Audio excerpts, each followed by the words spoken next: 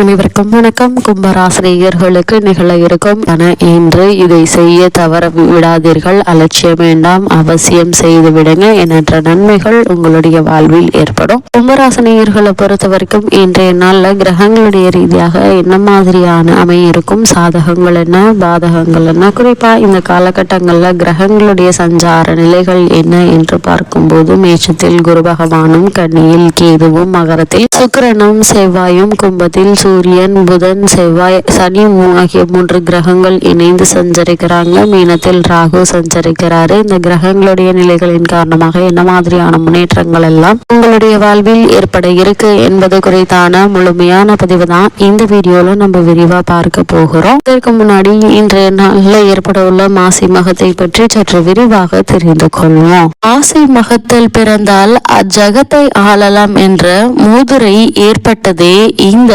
மாசையில்தான். மகத்தில் ஸ்ரீ மகாவிஷ்ணு அவதரித்ததனால்தான் இந்த மூதுரையே ஏற்பட்டது. இந்த மாதத்தை தான் மாங்கல்ய மாதம் என அழைத்து தாலிச்சரடு அணிந்து அம்பிகையை குங்குமத்தால் அர்ச்சிக தீர்த்த சுமங்கலியாக வாழ்வார்கள் மனதம்பதியினர். கல்வி கேள்விகளில் சிறந்து விளங்க ஸ்ரீ சரஸ்வதி தேவியையும் ஸ்ரீ ஹைகிரீவரையும் இந்த மாதத்தில் பூஜிக்க கல்வி அறிவில் சிறந்து விளங்குவார்கள். அது மட்டுமில்லாமல் இந்த மாசி மகமான இன்றைய தினத்துல திருக்கோவில்களில் உள்ள உற்சவ மூர்த்திகளை நதிநன் நீரில் நீராட்டுவர். புனித நதிகளில் நீராடினாலோ அல்லது தங்கள் வீட்டில் குளிக்கும் போது கங்கை, யமுனை, காவேரி, சரஸ்வதி, நர்மதை, துங்கபத்திரை, கருடகங்கா, திரிவேணி சங்கமம், மந்தாகினி, தாமிரபரணி, கர்ணப்பிரயாகை, ருத்ரப்பிரயாகை ஆகிய புண்ணிய நதி தீர்த்தங்களை மனதால் நினைத்து நீராடினாலோ அல்லது மாசிமக வைபவங்களை படித்தாலோ மிக பெரும் புண்ணிய பலனை அடைவீர்கள். இம்மாதத்தில் நீர்நிலைகளில் புதிய நீரூற்றுகள் உண்டாகி எடுக்க குறையாத மென்மேலும் பெருகி என்றென்றும் வற்றாத ஜீவநதியாக பிரவீகரிப்பதும் இந்த மாசி மாதத்தில்தான். அன்னை பார்வதி தேவி வலம்புரி சங்கு அம்சமாக தோன்றியதும் சிவபெருமான் தனது திருவிளையாடல்களை நிகழ்த்தியதும் இந்த மாதத்தில்தான். இம்மாதத்தில் தான தர்ம செய்வோருக்கு சிவபெருமானும் திருமாலும் இணைந்து வரங்களை வாரி வழங்கி அருள்வார்கள். மாபாதங்களை செய்து அதனால் உண்டாகும் பிரம்மஹத்தி தோஷங்களை போக்கடிக்கும் 2 ஏகாதசி விரதங்களும் வருவது இந்த மாதத்தில்தான். காரடையான் நோன்பு, சாவித்திரி விரதமும் வருவது இம்மாதத்தில்தான். எந்திர தந்திரங்களும் மந்திர உபதேசங்கள் பெறவும் சால சிறந்த மாதம் இந்த மாசி மாதம்தான். குலசேகர ஆழ்வார் அவதரித்த மாதமும் இதுதான். தானத்தில் சிறந்த அன்னதானத்தின் பெருமைகளை சொல்வதும் இந்த மாதம்தான். சுவாமி மலையில் தன் தகப்பனுக்கு பாடம் சொன்ன சுப்பையனுடைய அதாவது ஸ்ரீ முருகப்பெருமானின் வைபவமும் இந்த மாசி மாதத்தில் தான். குருமுனியாகிய அகத்தியர் கடும் தவம் இயற்றி தனது அபிலாஷைகளை நிறைவேற்றி கொண்டதும் இந்த மாசி மாதத்தில்தான். இந்த மாதத்தில் புதுமனை புகுதல், தொன்று வாழையடி வாழையாக பல தலைமுறை சந்ததிகள் அந்த புது வீட்டில் வாழ்வார்கள் என்பது ஐதீகமாக கூறப்படுகிறது. அது மட்டுமில்லாமல் இந்த மாசி மாத மக நட்சத்திர தினத்தன்று கும்பகோணம் மகாமக குளத்தில் நீராடினால் பாவங்கள் தொலையும், புண்ணியங்கள் பெருகும். 12 ஆண்டுகளுக்கு ஒரு முறை குரு பகவான் சிம்ம ராசியில் பிரவேசிக்கும் நாள் மகமாக கொண்டாடப்படுகிறது. லட்சக்கணக்கான பக்தர்கள் அன்று இத்திருக்குளத்தில் நீராடி புண்ணியம் பெறுகின்றனர். பார்க்கடலை கடைந்த போது கிடைத்த அமிர்தத்தை பெற தேவர் அசுரர் போராட்டம் நிகழ்த்த போது அமிர்த குடத்திலிருந்து அமிர்த துளிகள் தெரிந்து சிதறிய 12 இடங்களுள் இக்குளமும் ஒன்று. மாமாங்கமாடி, மதுரை கடலாடி, ஸ்ரீரங்கமாடி, திருப்பார்கடலாடி என்ற சொற்றொடர் மாமாங்க பெருமையை விளக்க வல்லது.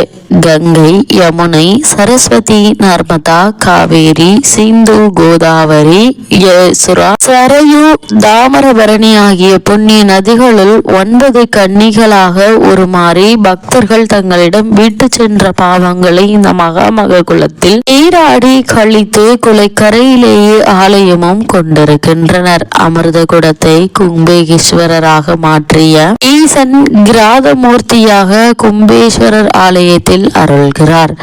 சுதை மூர்த்தியாக இவருக்கு விசேஷ நாட்களில் தங்க கவசம் சாத்தப்படுகிறது. நவக்கன்னியரும் இந்த குளத்தில் நீராடியதால் கன்னியர் தீர்த்தம் என்ற பெயராலும் இத்திருக்குளம் அழைக்கப்படுகிறது.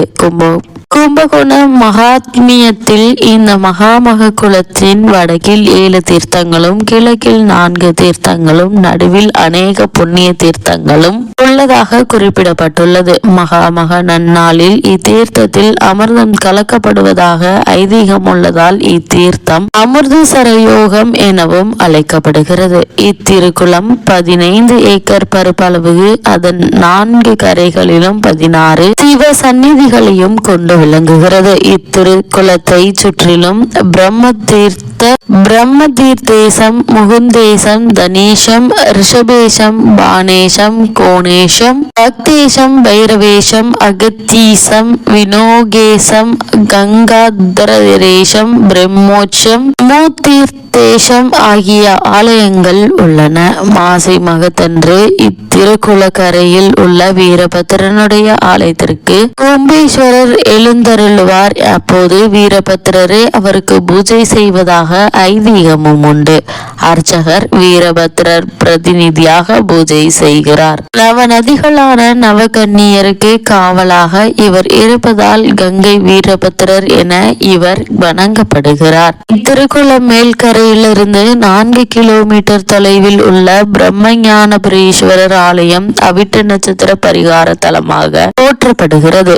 இத்தலத்தில் அருகிலும் இரட்டை நதிகளுக்கு முந்திரி பருப்பு, நிலக்கடலை இரண்டையும் சேர்த்து மாலை கட்டி அணிவித்து பிரார்த்தனை செய்தால் நினைத்தது நிறைவேறுகிறது. கிருஷ்ணதேவராயர் இத்திருக்குளத்தில் நீராடியதாக செங்கல்பட்டு மாவட்டம் நாகலாபுரம் வேதாரண்ய சுவாமி ஆலய கல்வெட்டில் காணப்படுகிறது. மாசி மக தினத்தன்று இத்திருக்குளத்தில் நீராடி விரதமிருந்து எளியவர்களுக்கு அன்னதானம் செய்தால் ஆண் வாரிசு பிறக்கும் என்பது நம்பிக்கை. மாசி மகத்தன்று இங்கு நீராடி 9 சுமங்கலி பெண்களுக்கு மங்கள பொருட்களை தானம் செய்தால் நவகன்னியருடைய அருளால் சகல சௌபாக்கியமும் கிடைக்கும். மகாமகம் முடிந்து 48 நாட்கள் வரை இக்குளத்தில் நீராடினால் மகாமகஸ்தான பலன் கிடைக்கும் என்பது நம்பிக்கையும் ஐதீகமாக கூறப்படுகிறது.